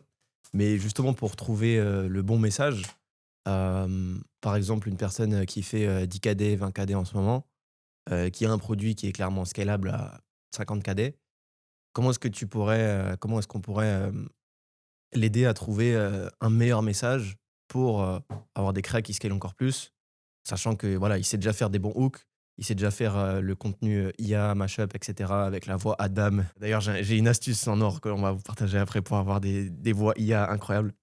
On le partagera à la fin. Voilà. C'est quoi vraiment le process assez rapidement pour avoir le bon angle? Je vais te décevoir parce qu'il n'y a pas un process rapide pour ça, justement. C'est beaucoup de recherches. Beaucoup de recherches, des recherches au niveau de la compétition, des recherches au niveau des retours clients, des commentaires. Donc en fait, c'est là qu'on va pouvoir trouver les messages et comprendre les émotions à trigger. Je ne peux pas résumer un process rapide si ce n'est que faire beaucoup de recherches. Ouais. Mais une technique pour aller vite, pour trouver un message, c'est simplement de taper sur, par exemple, Foreplay, votre angle marketing que vous voulez cibler. Si vous ne savez pas encore quel angle cibler, là, faites un peu de recherche, demandez à ChatGPT de vous donner déjà des idées. Par exemple, pour douleur au coude, vous allez venir taper différents angles par rapport au coude. Peut-être inflammation au coude. Ok, vous tapez sur Foreplay, inflammation au coude sur Foreplay et vous allez voir toutes les créas winneuses. Donc, vous allez filtrer par longévité. Toutes les créas winneuses par rapport à cet angle-là. Et là, vous allez trouver différents messages. Donc, dans les hooks de vidéo ou dans les images statiques. Donc, ça va être le message qui est sur la statique. Et ça va être les messages que vous pouvez prendre. Puis après, vous pouvez créer des variations de ces messages-là. C'est-à-dire... sous forme de vidéo, images... Non, c'est des variations en termes de copywriting. Donc, par exemple, je vais donner un exemple. Je reprends l'exemple du t-shirt qui permet de ne pas transpirer. Donc, il y a différents angles. Peut-être un angle, c'est le confort. Ok, on va taper le t-shirt ou confort, je ne sais pas, sur des mots-clés sur foreplay, on va retrouver différents messages. Peut-être un message, c'est le confort pour les hommes de 40 ans, le confort pour les hommes obèses. Donc là, on va venir retrouver des messages winners dans les hooks de vidéo ou dans les statiques. Et là, on va pouvoir reprendre ces messages-là et faire des déclinaisons. Donc déjà, je conseille toujours de réutiliser le message qui a marché, exactement avec les mêmes phrases. Et ensuite, après, si vous êtes bon en copywriting, ou aidez-vous de ChatGPT pour faire des variations de ce message-là. Par exemple, plus de confort pour les hommes de 40 ans sans effort, avec le t-shirt Nico Addict. Vous allez faire des variations, plus de confort. Et vous allez mettre peut-être un power word, je sais pas, comment on pourrait dire en français, une matchette confort, un confort inégalé avec les t-shirts antitranspirants de Shopify Addict. Vous faites des variations de votre message. Ouais. Donc ça, pour moi, voilà, c'est la manière la plus rapide, c'est d'avoir un message qui est prouvé à travers des ads et créer des variations. Et en utilisant aussi ce message-là. Ok, excellent. Et après, il lance ça avec plusieurs formats différents. Exact. Et il en teste un maximum. Ouais. Et il regarde ce qui prend le plus. Il met le plus de budget sur ce qui prend le plus. Et il itère. Ok, excellent. En fait, il faut voir les créatives comme quelque chose de scientifique. C'est-à-dire, on veut tester rapidement quelque chose de prouvé et on veut pas trop de variantes à la fois. C'est-à-dire, quand on veut venir tester un angle, idéalement, il faut que on teste pas tout le concept, on teste pas tous les footages qu'on va montrer avec l'angle. Sinon, il y a trop de variations. Idéalement, on teste un angle avec du contenu qui a déjà été prouvé ou avec un type de concept qui marche. Donc là, à nouveau, on va pas tester un angle avec un micro-trottoir si on n'a jamais fait de micro-trottoir. On va tester avec le format standard. C'est pour ça que peu de personnes le disent. La plupart des personnes qui parlent de créative parlent de fantasy, de montrer des trucs géniaux. Donc les gens, ils adorent parce qu'ils pensent que c'est ça, que le process des créatifs, c'est de trouver des idées géniales. Mais non, c'est d'avoir un solide process qui permet d'avoir des winners et encore des winners, au moindre coût.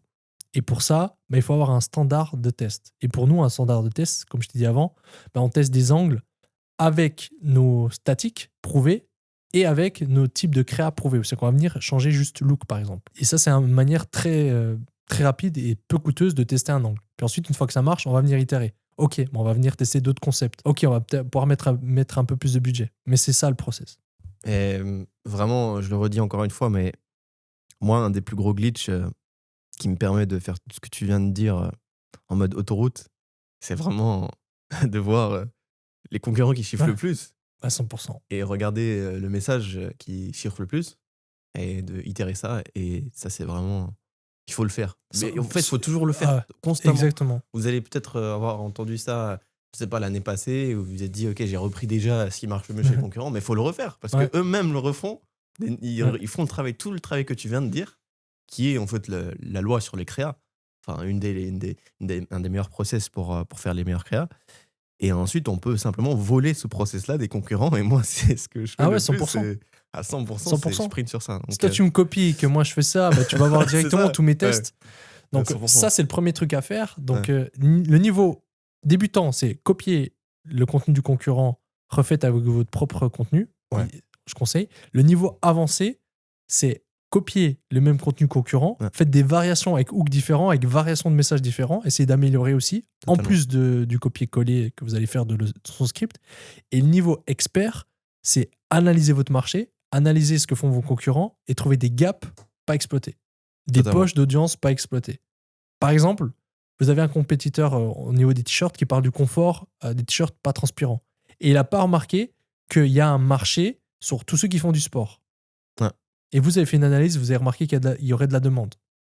Et vous allez venir avoir ce message-là, donc ça va péter pour vous parce que vous allez trouver une poche de gens qui n'a pas exploité. Donc ça, c'est le niveau expert. C'est d'analyser ce que font les compétiteurs et de voir les gaps. Ça peut aller si vite, Facebook, dès le moment où vous avez un produit qui tourne déjà bien, vous changez juste le persona avec lequel vous faites le message. Facebook va automatiquement choisir les bonnes personnes et vendre un maximum. Le t-shirt, on peut le vendre aux personnes aussi qui sont un peu plus obèses. Ce sera les clients obèses qui verront ça, qui n'avaient pas vu avant, et ils vont acheter directement. Donc c'est super puissant. C'est super puissant. Et aussi pour les créas, j'ai un format, enfin, tout ce qui est des créas statiques avec beaucoup de texte dessus fonctionne pas mal. Pendant longtemps, je m'étais dit que le texte faut pas trop en mettre dessus, que ce soit vidéo ou image. Mais en fait, le fait de mettre du texte, vraiment texte écrit, beaucoup de texte sur les images, ça cartonne. Et j'ai même encore vu récemment des marques comme Arae qui font des 2 millions, 3 millions, 5 millions par mois, même plus, et ils ont même de l'abonnement. J'ai vu leur top ads, c'est une ads de 2-3 secondes avec énormément de texte dessus. Donc parfois aussi être créatif et penser aussi outside the box une fois qu'on a déjà validé notre offre. Mais je voulais surtout dire ça pour les images, parce que récemment, j'ai encore vu devant moi en live sur un business manager des ads qui vont spend vraiment genre 500K, 600K, 400K par image ad. C'est juste une image avec beaucoup de texte. Ouais, mais j'ai vu aussi aujourd'hui. Ouais, mais c'est pas seulement celle que je t'ai envoyée, mais non, moi, une aussi. autre. Moi, j'ai vu c'était en format Paint. Tu sais, l'application Paint. Ouais, aussi ça. Avec du texte, mais 6 lignes. Ouais, justement. Facebook le distribue vraiment de la bonne manière. Quand vous avez assez de vidéos, quelque chose à faire vraiment, c'est ajouter beaucoup d'images aussi pour le retargeting. Facebook va montrer l'image au bon moment, à la bonne personne, pour qu'elle convertisse. Une personne qui a déjà vu vos autres vidéos, qui peut-être étaient vraiment bien, mais n'avait pas cette image-là avec le bon call to action, moins 50%, moins 40%, et du coup, n'ont pas acheté parce qu'ils n'avaient pas plus de contenu. Donc vraiment, plus de diversification, comme tu as dit, ça c'est game changer. Ouais. Et si vous analysez les top ads library des concurrents qui chiffrent le plus, normalement, comme je vous ai dit, le travail est mâché. Et surtout, si vous avez une marque ou du drop en Europe, c'est vraiment simple. Franchement, des impressions. Ouais. Non, mais je dis pas ça, mais je dis surtout on peut copier ce qui se fait beaucoup aux US, quoi. Genre copier-coller, quoi. Ouais. Donc pour l'Europe.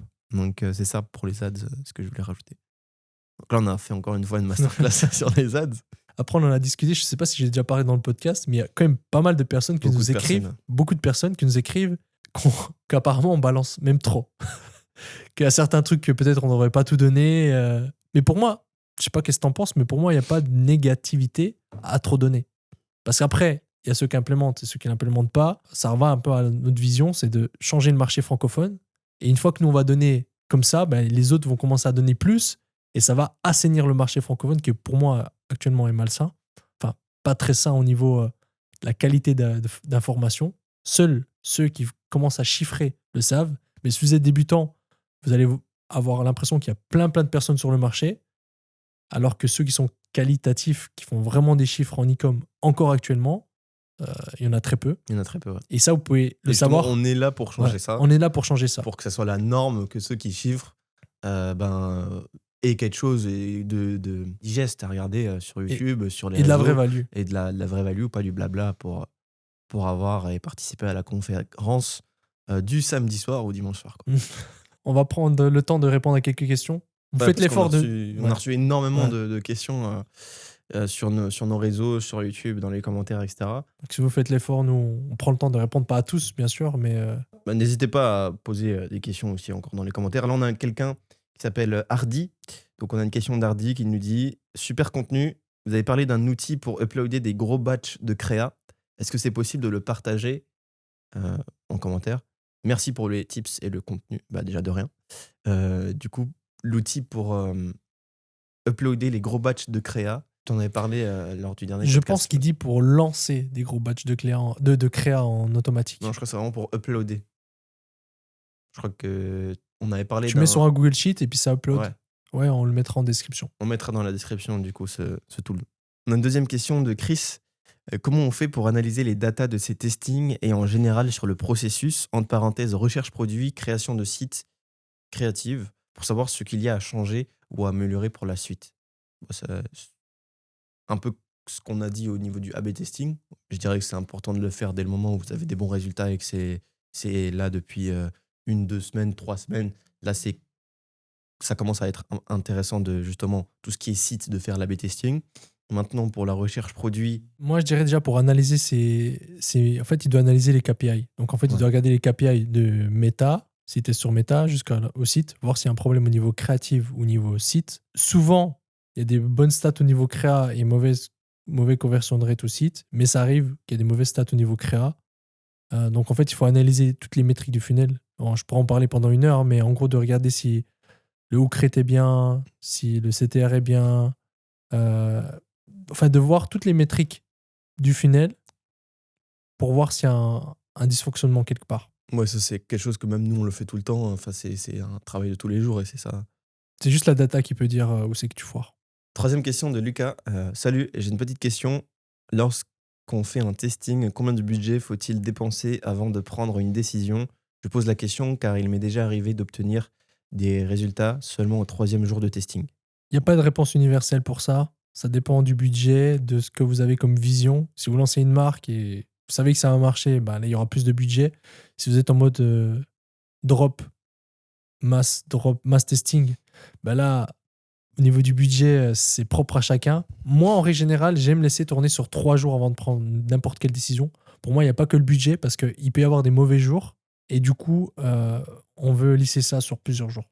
Mais idéalement, moi, j'aime bien tester sur 3 jours, minimum. Mais ça, c'est ma méthode. Effectivement. Après, encore une fois, je pense qu'on l'a déjà dit aussi. D'ailleurs, lors du dernier podcast, tu as partagé un calculateur qui peut être intéressant justement pour savoir, pour calculer avec les CPM suivant les marchés, bah, le spend qu'on fait n'est pas le même suivant le marché. Donc, Mhm. n'hésitez pas à rejoindre le WhatsApp parce qu'on l'a partagé à l'intérieur. Et aussi, il faut différencier, encore une fois, si on est une marque ou une personne qui fait du drop, ça va différencier le budget que tu peux allouer par testing, par batch de créa, etc. Mais grosso modo, ton testing et ton budget par ads ne sera pas la même si vous avez un produit à 100 euros et un produit à 20 euros. Vous allez tester beaucoup moins de budget pour un produit qui est à 20 euros qu'un produit à 100 et du coup, ce sera plus rapide et c'est en coefficient avec le prix du produit. Donc, vous Mhm. pouvez même demander à ChatGPT, suivant ça, suivant mon break-even ROS, quel montant je peux spend sur chaque créa, etc. Et vous allez avoir une réponse qui est au top. 100%. Si on peut faire une petite aparté par rapport au groupe WhatsApp, pour ceux qui ne connaissent pas encore, on avait ouvert un groupe WhatsApp pour avoir une communication plus transparente. Petit update, donc on a sondé un peu le groupe. Voilà, on a eu presque 450 personnes qui sont venues sur le groupe WhatsApp. C'est Ouais. quand même presque la moitié de la Ouais. communauté. Donc vous êtes vraiment assidus, enfin vous êtes réactifs, c'est top. Et justement, on a ouvert ce groupe WhatsApp un peu comme ça en MVP. On a eu énormément de personnes justement qui nous disaient d'avoir du contenu peut-être un peu plus structuré, un filtre au niveau des personnes qui rentraient à l'intérieur. Et on a eu beaucoup, beaucoup, beaucoup de demandes de créer une communauté sur School ou sur Discord ou autre. Et du coup, c'est quelque chose qu'on Qu'on va faire, ouais. Bah, on- en fait, on a eu l'idée de créer un school, ce que vous avez validé. On voulait créer un school gratuit, vous avez demandé un school payant. c'est Ce ça. qui est what the fuck, mais après coup, qui est beaucoup plus intelligent, je pense, parce que ça va pouvoir filtrer. Ouais, puis ça va pouvoir aussi nous de permettre de donner plus de value dedans, Mhm. d'y consacrer du temps. Ouais, euh, un peu, Un peu plus de temps. sang, ouais. Et du coup, ben, on va créer la meilleure communauté e-com, la communauté la plus quali. Et on a envoyé un sondage, donc on pourra le mettre aussi ici si vous voulez répondre, mais on demandait qu'est-ce que vous voulez justement dans cette communauté-là. Et ce que la communauté WhatsApp nous a répondu, donc ils voulaient des lives avec nous, idéalement, donc on va voir comment on peut faire ça. Elle voulait des analyses de créa, des tips sur les créas qui fonctionnent actuellement. Elle voulait des Totalement. produits winners Des produits au potentiel. que nous, on aurait choisi pour nos boutiques. Totalement. Nos SOP, nos systèmes Ouais. résumés. Les sheets, tout ce qu'on mentionne dans les podcasts. En fait, elle aimerait qu'on structure un peu tout ce qu'on donne dans les podcasts en sheets, qu'on nous donne les sheets que nous on utilise pour les créas, pour le Ouais. media buying, pour n'importe de quoi. J'ai vu aussi beaucoup de personnes qui demandaient les types de tendances dans les créatives. Comme Mhm. tu as mentionné, pas que les créas, Ouais. mais les tendances qui émergent. Donc, c'est possible. Voilà, donc voilà ce que la communauté nous a dit. Et le truc le plus important, d'avoir une communauté forte, bienveillante. Et du coup, ben, pour ça, il faut filtrer. Donc, du coup, on est en train de préparer le school. Au moment, c'est que vous allez voir ce podcast, il sera sorti, je pense. Peut-être pas accessible à tout le monde. Enfin, en tout cas, on va faire première entrée de personnes. Pour maîtriser, on va faire un MVP, c'est qu'on va faire rentrer des personnes à un prix plus bas que le prix qu'on mettra. Irrésistible, Ouais. on pourrait dire. Pour avoir des retours rapides et surtout pour être sûr de la qualité. Donc, on fera rentrer un nombre limité de personnes. On mettra un lien ici, mais je pense qu'il faudra on mettra la priorité sur tous ceux qui sont dans nos groupes, enfin dans nos groupes WhatsApp. C'est ça. Et aussi, là, il faut savoir une chose, c'est qu'on filme là maintenant, mais tout ce qu'on filme là, ça sort dans 3-4 semaines, on n'est pas sûr. Donc, normalement, il serait live. Donc, checkez bien la description. On mettra dans la description s'il y a encore des places. On pourrait regarder. Bah, on a une question ici de Ali qui nous demande bonjour la team, que pensez-vous du projet de Trump de taxer les produits venant de la Chine? Est-ce que ça va impacter les produits qu'on vend aux US? Alors, dès qu'il y a eu cette taxe-là, tout le monde a eu peur. L'e-commerce va mourir, etc., etc. Et je pense que quand on fait du business, il faut pas être autant émotionnel face à des difficultés qui peuvent arriver. Qu'importe ce qui arrive, il y aura tout le temps et toujours une solution ou un moyen de bypass. Et justement, à chaque fois, il faut se dire que à chaque petite chose comme ça va faire en sorte que c'est meilleur pour vous parce que les personnes sont, en guillemets, des poules mouillées, Mm. ont peur des nouveautés qui arrivent et en réalité, il n'y a rien eu. D'ailleurs, ça a été suspendu, comme la lumière. En fait, ce que tu dis, c'est très important. C'est pas l'événement, mais c'est plutôt de comment réagir. Et dans le business, ceux qui réussiront le mieux, c'est que à chaque problème, mais ils voient une opportunité. À chaque opportunité, ils voient une opportunité. Et ça, c'est une manière de penser. Donc, dès qu'il y a un problème, essayez de voir en quoi ça peut être une opportunité. C'est juste un petit mode de pensée qu'il faut adopter. 100%. Une autre personne qui demande comment avoir des comptes Facebook solides. Bah, c'est une très bonne question. Enfin, je dirais même pas forcément des comptes Facebook solides, mais aussi des business managers solides ou des comptes ads solides. Personnellement, j'utilise moi des comptes d'agence, un compte Facebook solide, un compte privé. Donc le profil sert un peu à rien parce qu'on peut en avoir de tous les côtés, que ce soit vos membres de la famille, les louer à des personnes, les vendre, les acheter pardon, à des personnes. Et je vois aussi pas mal de débats en ce moment sur les comptes publicitaires. J'entends sur Twitter que les comptes d'agence, c'est pas si intéressant que ça et que en fait les plus grosses marques ont leur propre compte qu'ils ont fait pendant plusieurs années et du coup c'est solide, ils ont accès à des credit lines, etc.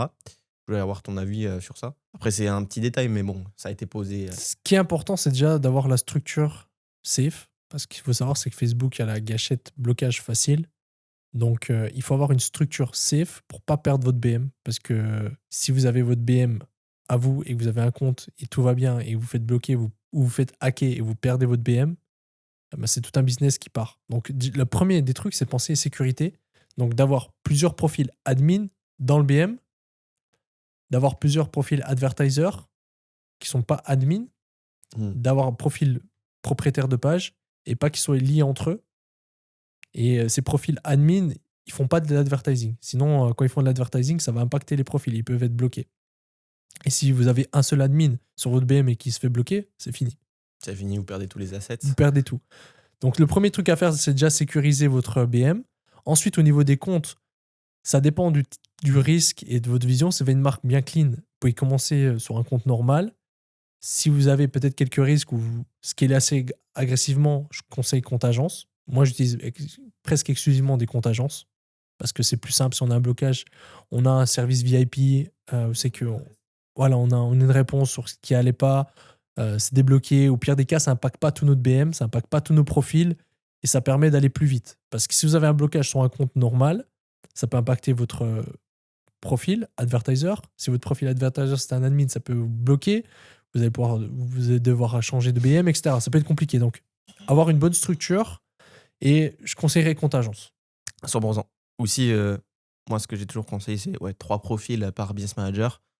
Comme tu as dit, un profil qui fait pas forcément beaucoup de choses, comme ça, on est sûr qu'il ne se fasse pas se bloquer. Un profil qui est là juste pour ajouter, supprimer des personnes. Un profil qui est là pour advertise, etc. Super puissant. Aussi, concernant ça, je pense que pour toutes les personnes qui débutent ou même intermédiaires qui nous regardent, ne vous faites pas avoir par des setups à 5 000 euros, à 1 000 euros, etc. Un setup Facebook, ça coûte vraiment pas cher. Un proxy, ça coûte 2 dollars. Un profil Facebook, ça peut vous coûter.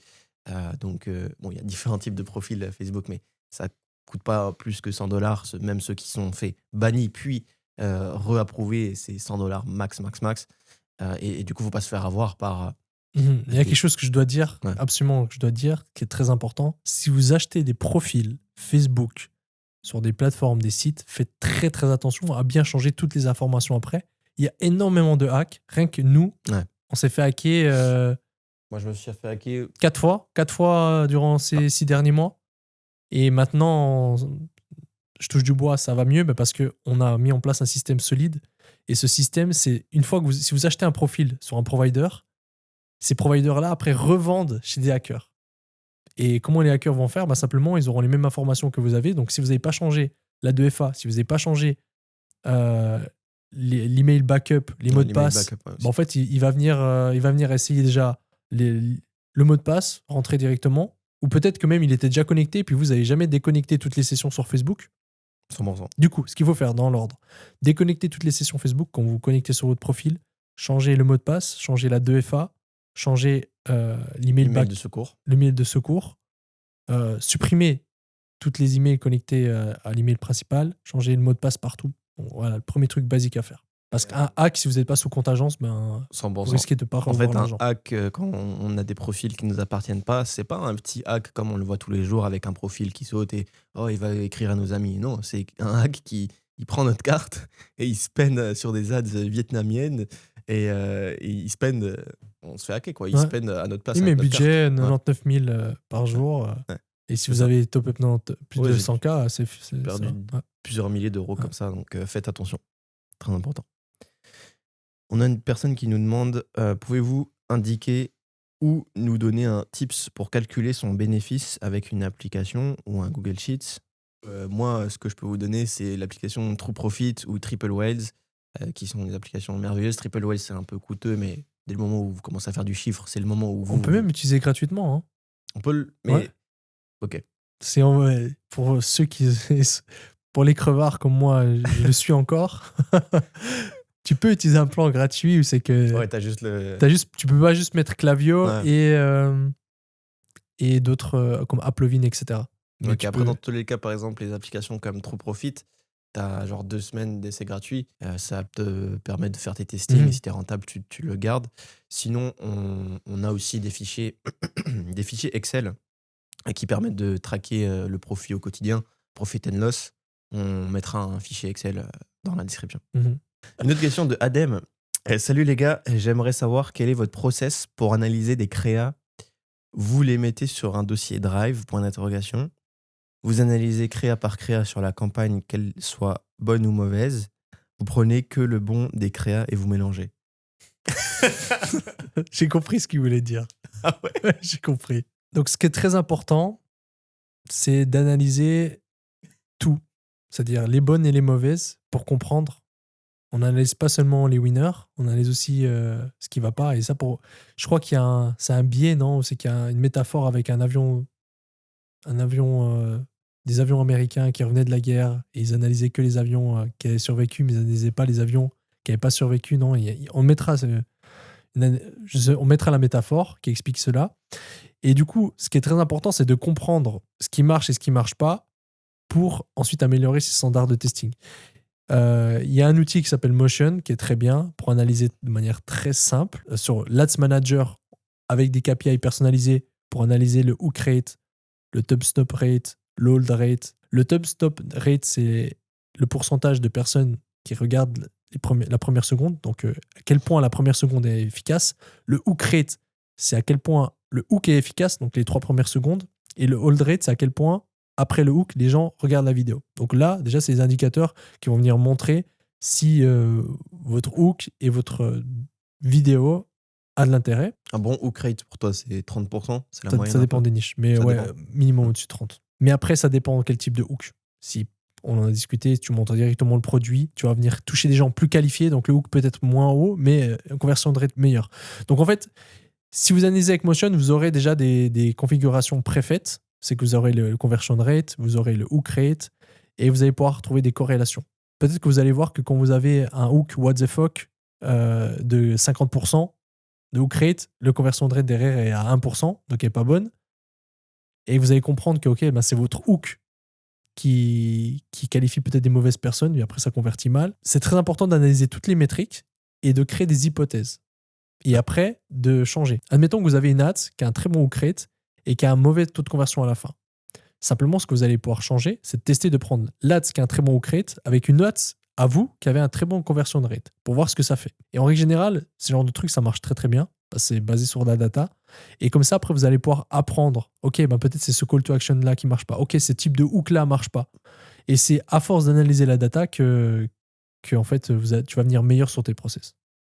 Donc voilà pour répondre à sa question. Bon, une dernière question. J'avais une question donc, de Madame Lisa.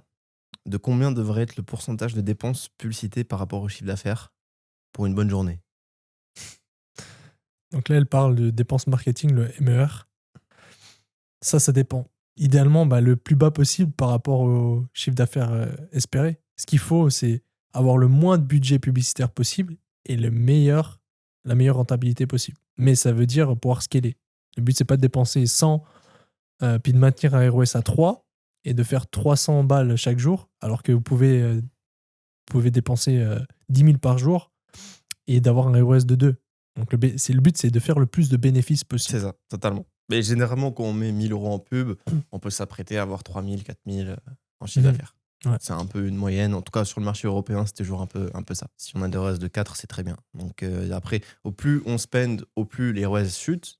Parce que comme on le sait tous, Facebook va cibler des personnes qui sont moins susceptibles d'acheter. Mais du coup, c'est quand même plus rentable parce qu'on fait plus de bénéfices.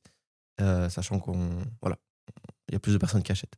Donc c'est une question un peu de débutant, mais pour avoir un ordre d'idée, c'est ça. Donc là, on arrive à la fin. La partie, c'est qu'on partage encore une dernière value. Qu'est-ce que tu nous partages, Nico? Alors, j'avais justement quelque chose que j'ai trouvé, entre guillemets, cette semaine. Mon créatif stratégiste avait déniché cette méthode. C'est justement pour tout ce qui est voix off. On sait tous que pour la voix des hommes, enfin la voix homme, sur Eleven Lab par exemple, la voix Adam fonctionne très bien. Elle convertit bien, franchement, elle est banger. En fait, chaque fois qu'on essaye d'avoir une voix en français sur Eleven Lab, on a toujours un peu ce souci de l'accent canadien, surtout pour la voix féminine qui arrive. Et vraiment un glitch que je peux vous donner, c'est d'aller sur Fiverr, d'aller sur ComeUp. Donc ComeUp, c'est le nouveau 5euros.com, enfin nouveau, ça fait un moment. Et simplement, vous allez voir les personnes qui font et qui proposent des voix off. Ok, donc vous allez voir leur profil, etc. C'est ces personnes-là qui sont acteurs voix off. Je vois Ils aussi que tu vas en proposent venir. justement, il y a en fait des Portfolio. portfolios. Donc tu vas pouvoir en fait télécharger ces portfolios. Et ce qui est bien, c'est qu'ils font justement plusieurs intonations, plusieurs machins, et tu auras vraiment une voix magnifique.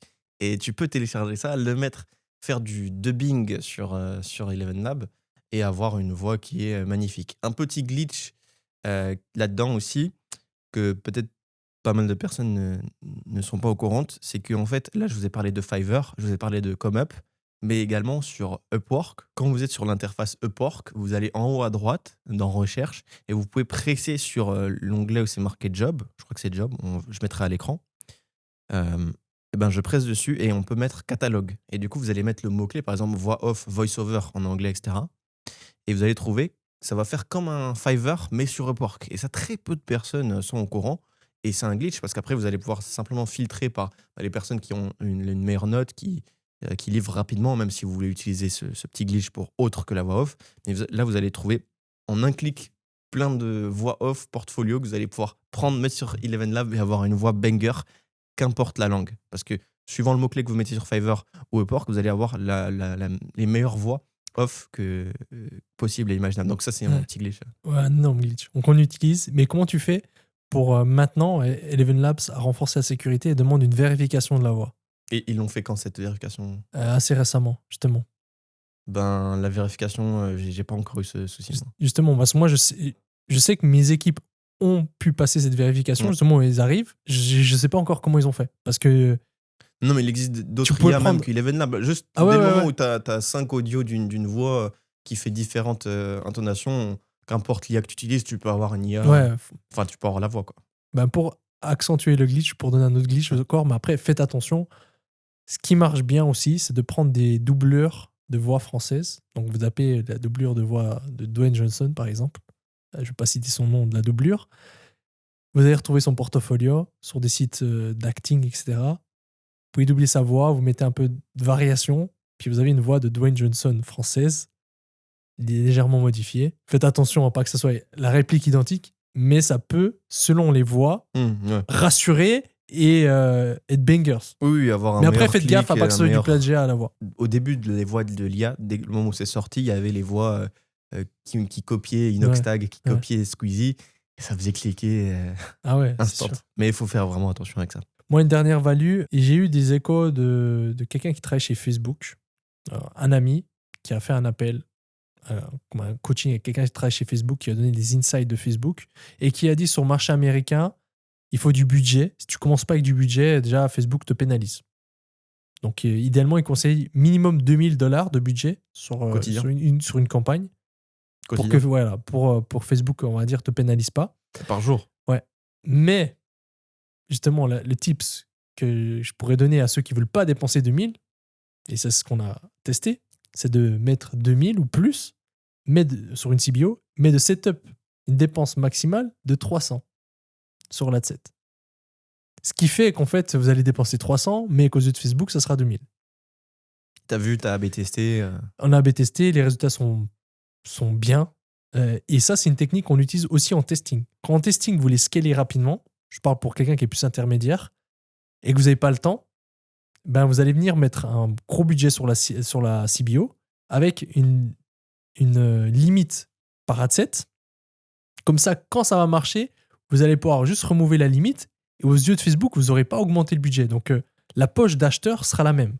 Parce que si vous partez d'une CBO à $300 et que vous augmentez 20%, 20% chaque jour, pour pas trop brusquer l'algorithme, on ne sait toujours pas encore quel pourcentage il faut, mais bref, ça c'est une autre discussion. Eh ben, vous allez avoir des poches d'acheteurs et les résultats peuvent chuter. Et ça, c'est une technique pour pouvoir scaler plus rapidement. Merci pour ce dernier value bomb. Franchement, full value. N'hésitez pas vraiment à appliquer tout ce qu'on partage. Il y aura pas mal de liens dans la description sur tous nos fichiers. On va peut-être mettre un lien qui va regrouper tout. Si le school est accessible dans la description, n'hésitez pas à checker parce qu'il y aura une limitation dans le temps au moment où ça va sortir. Et c'est évident parce qu'on privilégie ceux qui sont sur WhatsApp, on privilégie aussi notre réseau parce que ça va être tellement qualitatif que voilà, on veut faire profiter ça au meilleur et au plus réactif. Donc voilà. On se retrouve au prochain. À bientôt. Ciao, ciao.